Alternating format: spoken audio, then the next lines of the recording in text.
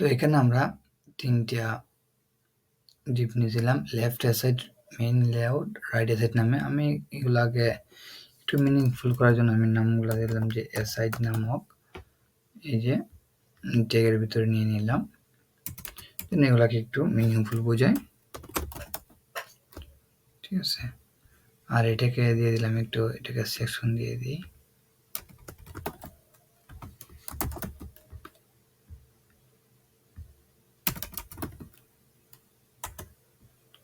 এটাকে সাইড দিয়ে দিই। আপনার ডিপ দিয়ে রাখতে পারেন, সমস্যা নেই, বাট সাইড দিলে হালকা একটু মিনিংফুল লাগে, এই জন্য দিতেছি আর কি, আর কোনো ফেক্ট নেই। ওকে, তো সাইড দিলাম। তো এইগুলোর জন্য আমি যেহেতু এখানে আমি কি রাখবো, এটা কি, এটা সম্পূর্ণ এখানে একটা কি আছে, এটা একটা কম্পোনেন্টের ভিতরে নিয়ে আমরা কিন্তু এখানে ডিজাইনগুলো করতে পারি, তাহলে আমার কোডটা অনেক মিনিংফুল হবে। এখানে তার এখানে ইচ্ছে করলে কোড করতে পারি আমরা, করা যাবে না তো এমন না, বাট আলাদা কম্পোনেন্টে নিয়ে করলে সেটাকে আমরা ইউজ করতে পারবো আর কি, আর এবং মিনিংফুল হবে। সো আমরা কম্পোনেন্টের ভিতরে একটা ফোল্ডার নিতে পারি, যে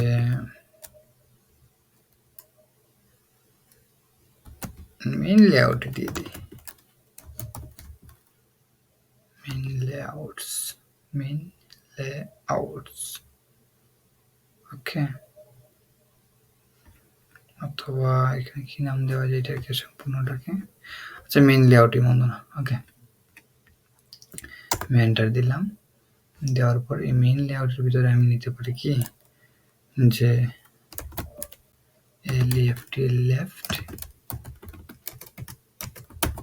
লেফট সাইড ডট জিএসএক্স আর সি দিয়ে আমি এখান থেকে আচ্ছা লেফট সাইডে কি হবে, এখানে ডিজাইনটা কি অল ক্যাটাগরি না, তো আমি H1 দিয়ে দিই, দে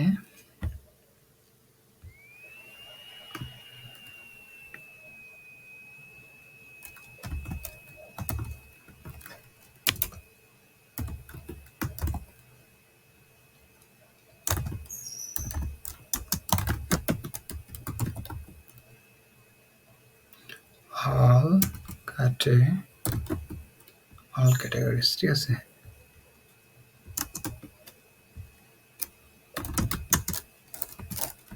ফন্ট সেমি বোল্ড, এটা আর লাগতেছে না, এটা আমি ডিলে দিয়ে দিলাম। তো এটা কি আমার আউটপুটে আসছে, একটু দেখে আসি।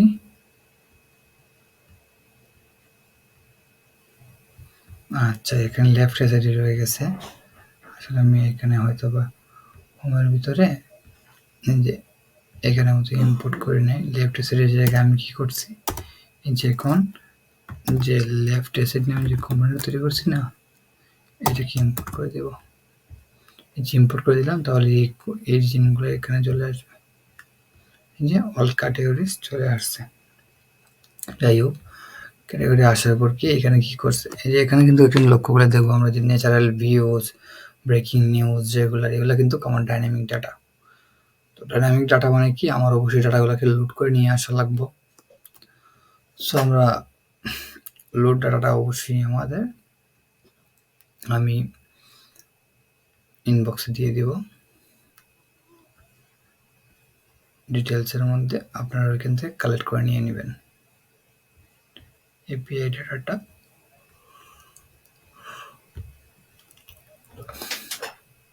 অথবা রেডমি মেলের মধ্যে,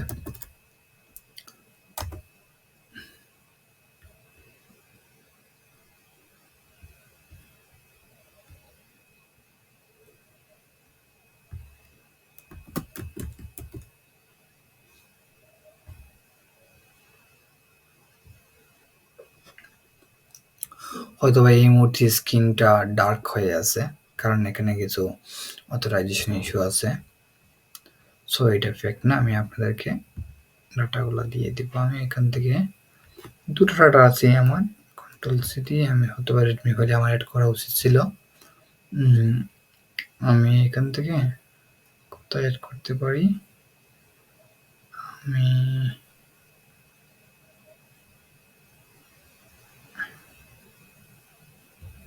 আচ্ছা বাইটের মধ্যে আমি সর্বশেষে আমি কন্ট্রোল বি দিয়ে এগুলোকে কমেন্ট করে রাখি। ঠিক আছে, ডাটা দুইটাই আছে, বেশি ডাটা নাই।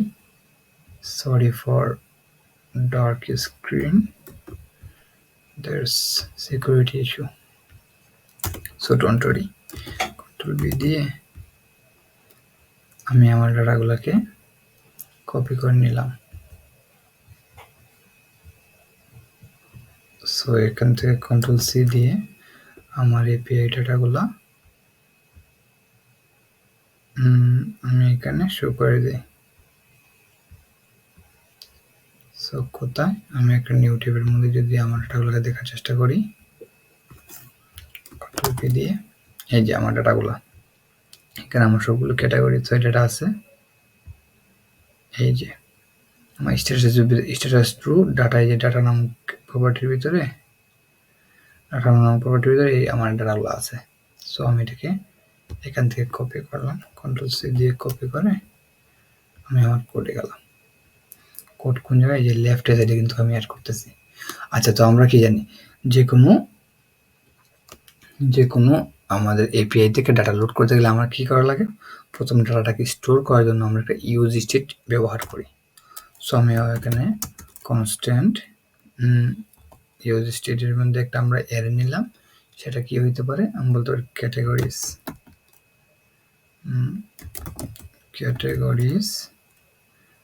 এটা হলো একটা ভেরিয়েবল, আর সেট ক্যাটাগরিজ এটা হচ্ছে একটা ফাংশন। ওকে, সেট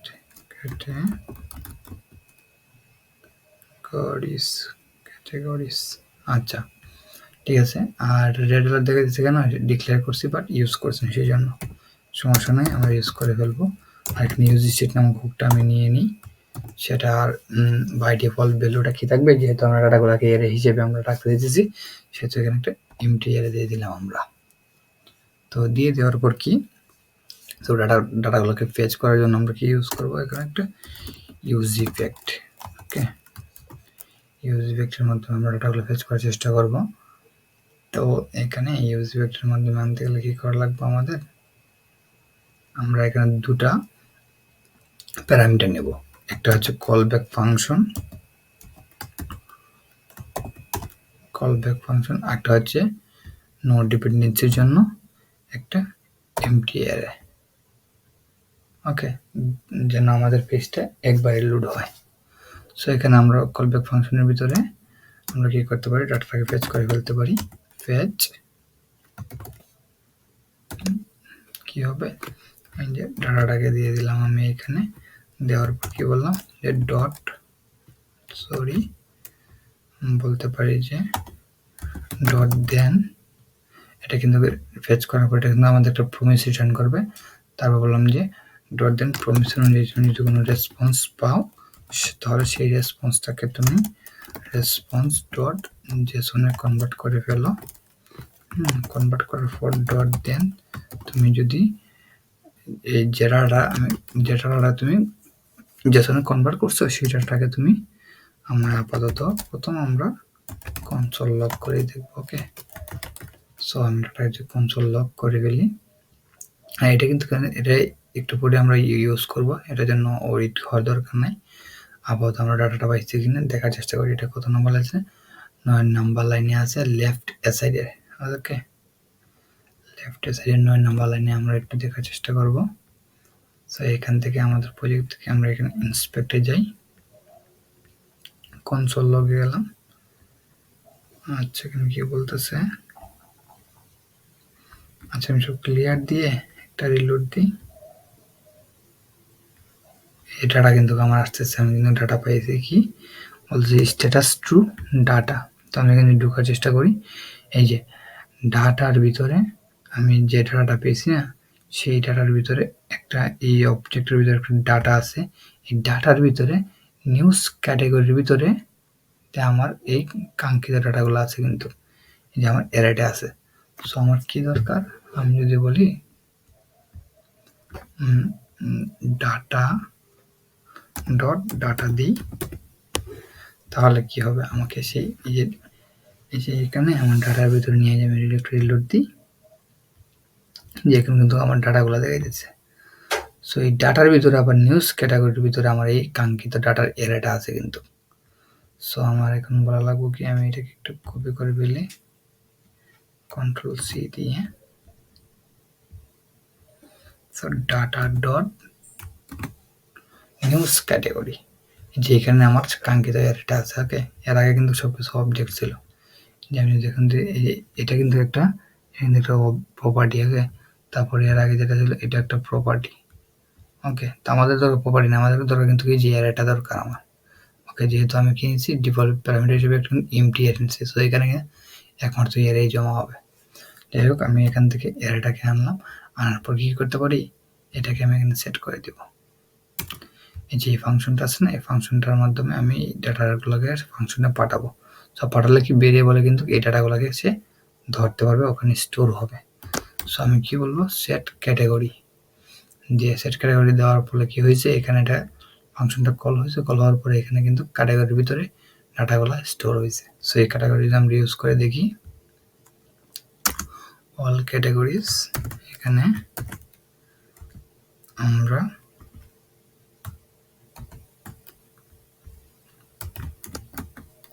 ক্যাটাগরিজটাকে দিলাম ক্যাটাগরিজ ডট লেংথ। ওকে, এখন আমরা আউটপুটের মধ্যে আশা করি এই যে ক্যাটাগরি ডট লেংথ আছে কটা, জিরোটা থাকার কথা না এখানে। একটা রিলোড দিই, আশা করি আসবে। এই যে আসছে, দেখেন আমার ক্যাটাগরি ডট লেংথ কিন্তু আমার কতটা 8টা আছে। ওকে, সো আমরা এখানে 8টা একটা আমরা এই একটা এর ভিতরে 8টা অবজেক্ট পেয়েছি। ওকে, সো এগুলাকে আমরা এখন ডিস্ট্রাকচার করে ম্যাপিং করে একটা একটা করে সিঙ্গেল ক্যাটাগরি কিন্তু আমরা নিতে পারি।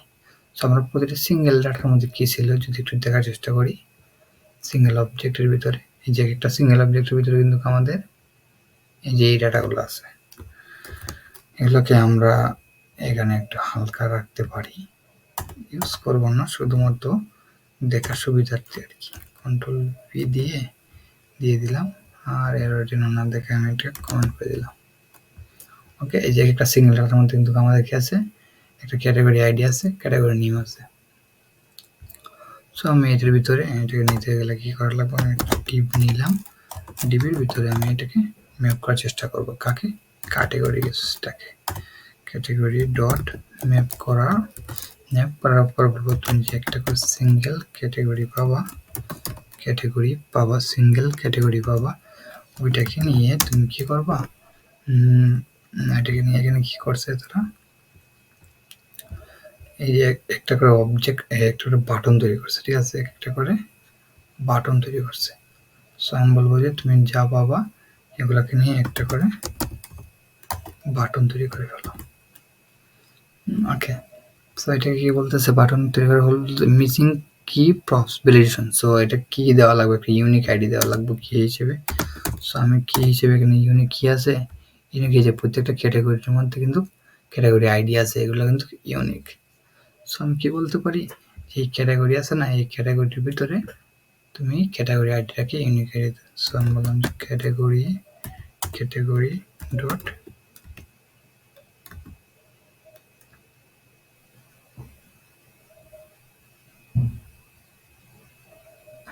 Category ID underscore ID. Okay, so এটা নিলাম, নেওয়ার পর কি হইতে পারে, আর এখানে আমি বলে দিলাম যে ডাইনামিকভাবে তোমার বাটনের ভিতর যে টেক্সট হবে না সেটা হবে ক্যাটাগরি নেম। ওকে, এটাকে এখান থেকে কপি করে কন্ট্রোল সি দিয়ে কপি করে আমি এখানে ডিরেক্ট বসাইতে পারি, কোনো সমস্যা নেই। নিয়েছে না, এটা কি category name is not define. আচ্ছা, ও সরি, এটা কি হবে, ক্যাটাগরি নেমটা আসছে কোথা থেকে, এটা তো বোঝা লাগবে তাই না। এই যে আমরা যদি আমাদের আউটপুটে দেখার চেষ্টা করি, অবজেক্টটা কই,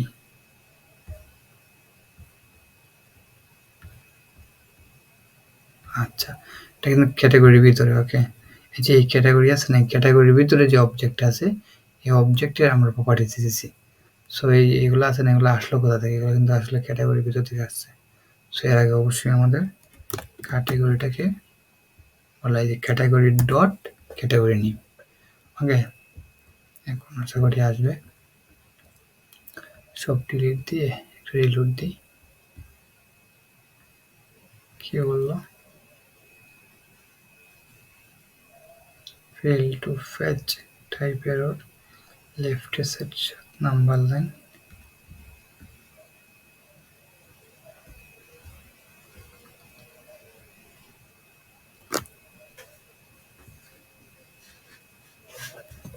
আচ্ছা, ডাটা তো ঠিকঠাক ফেচ করছে, এই তো। কারণ ডাটা ফেচ না করলে তো আমি আর আউটপুট পাই না। এখানে হয়তো একটা গড়বড় হয়েছে। Category dot category name,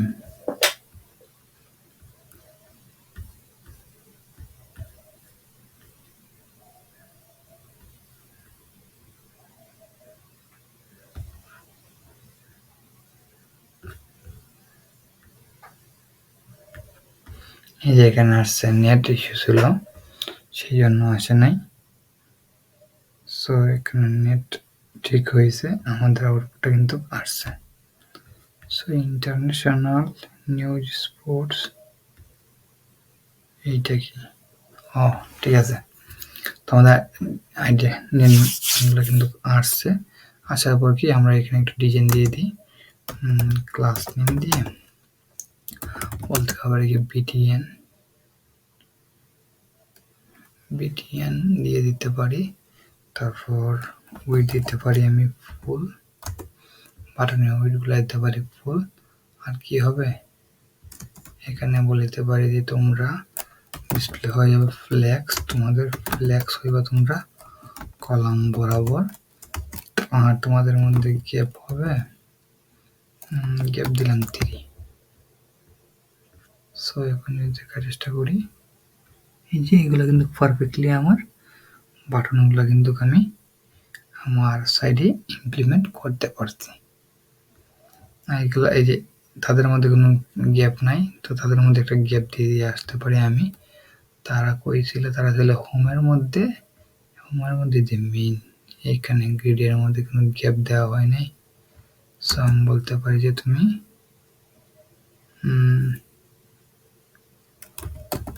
gap নিবা 3।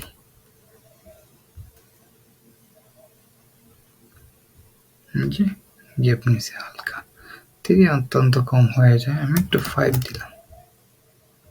সো এই যে তারা একটা গ্যাপ নিল। আর এটা উপর থেকে হালকা একটা মার্জিন নেওয়া উচিত। সো বাটনটা কই? লেফট সাইডের ভিতরে এই যে এটা আছে না, এটাকে, এটা না, এটাকে যে মার্জিন হয় বরাবর নেবা 3। এই যে সেটা গ্যাপ হয়েছে আর বাটনটা তৈরি হয়ে গেছে। সো আমাদের ভিডিওটা একটু বেশি লং হয়ে গেছে, আমরা পরবর্তী পার্টে বাকি কাজগুলো করতেছি।